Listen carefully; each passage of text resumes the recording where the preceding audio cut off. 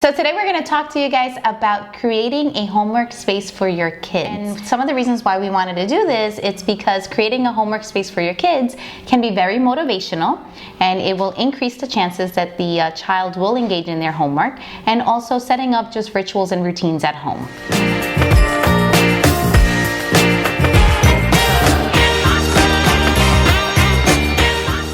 Hey guys, and welcome to Mommies of Jen. I'm Vanessa. And I'm Samantha, and we make videos on how to teach, love, and care for your kids. Yeah, so without further ado, let's get straight into it. What is the most important thing about setting a homework space in your house for your kids?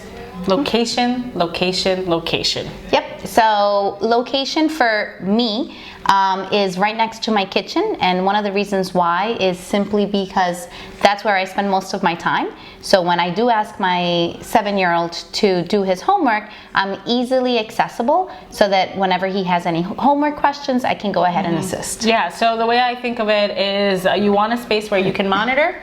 Vanessa mentioned that earlier, and where there is limited distraction.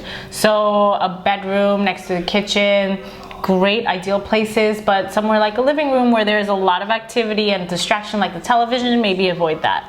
I would also avoid the playroom, just because surrounded by toys, no child gets into the real mind frame of wanting to do their homework when they're surrounded by toys. Which brings us to tip number 2, a desk organizer. Yep, desk organizers are amazing because they do exactly what the word says. It organizes them. So it has a specific place for them to hold all of their resources or their supplies, such as pencils, any folders or any weekly announcements that the teacher may send. Super inexpensive. Go to the Dollar Tree, get yourself one of those beautiful, those really cute, colorful little caddies that have different compartments. I used to buy it every year for my classroom, and have your kids help out, have them choose the one that they want and sit. They're also portable, so it comes with a handle. It's $1, a great choice. Yep, and if you want to get something a little bit more elaborate, you can always order from Amazon, something that has maybe a little drawer and places for folders or books. The organizer can really be anything that you want. And it teaches them, right? This is your space. How do you keep it neat? We'll link some of our favorites below. And that's going to bring us to the third item on the list, which is having a calendar and maybe even creating a to-do list for your child. Yes, so this is a skill that you're teaching them. Having a calendar on their desk teaches them, first of all, it teaches them the days of the week, the weeks of the months in a year, and it also sets them up to get excited about what they have coming up, and also teach them responsibility. Let's look at what you have today. What do we need to prepare for the next day? And you'll be surprised how they pick that up, because Vanessa was telling me about Noah, who now uses his own agenda. Yeah, so we started off with a calendar when he was in kindergarten. We still use one today, just to sort of write down what days we'll read in English, what days we'll read in Spanish. It just helps us keep very organized in terms of what we have to do. But one of the things that we see in our classrooms is a lack of organization on behalf of the students.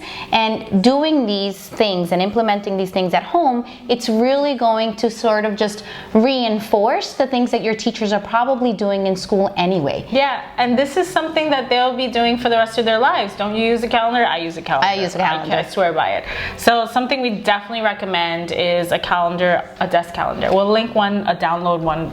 Yeah, and it ties in perfectly with some of the skills that we are mentioning at school nowadays. Kind of the new term in education is having executive function skills, which have to do with management and organization and all of those things. So having a calendar and even a to-do list. I have a to-do list, and we'll put it in the link below, that will just tell him what are some of the things that he has to do on a daily basis, and as he does them, he checks them off. At the end of the week, we kind of look back at the to-do list to see whether or not we kept on schedule, or kind of just troubleshoot, well, why didn't we do our reading on Wednesday and Thursday? And it's just a very good visual to go over with them at the end of the week for that.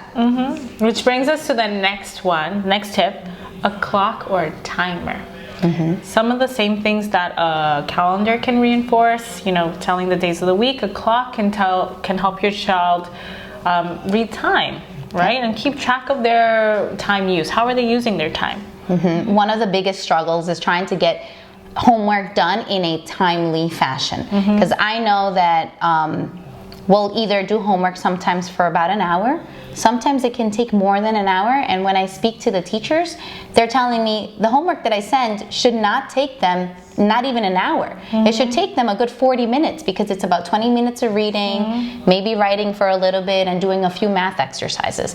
But I guess having a timer has really helped Noah because it just keeps him on track of what he's doing and how long he's taking. And when he makes that connection to, I may be losing playtime because of this, then he's going to work definitely a lot harder and faster. That's the clincher, right?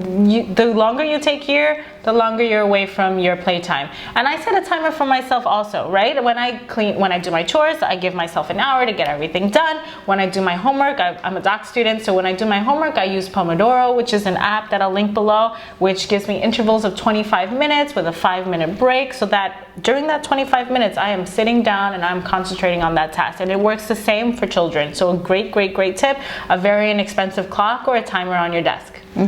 And our last and final item on the list are resources. And resources, some of my favorite resources that I have on my desk is having a dictionary.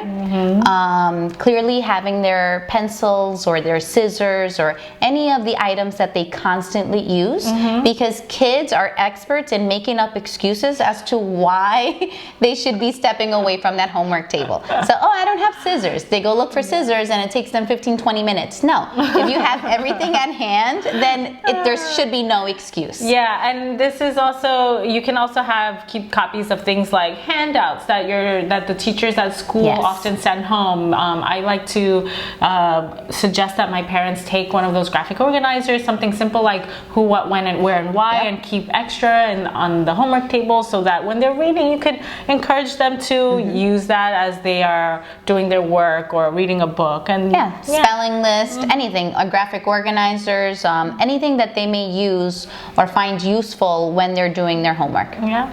Okay. And so we want to know from you guys, what do you have in your homework section at home? Do you have a homework table? And what do you have? Leave your comment below, and don't forget to subscribe and also ring the bell. Thank you. See you next time.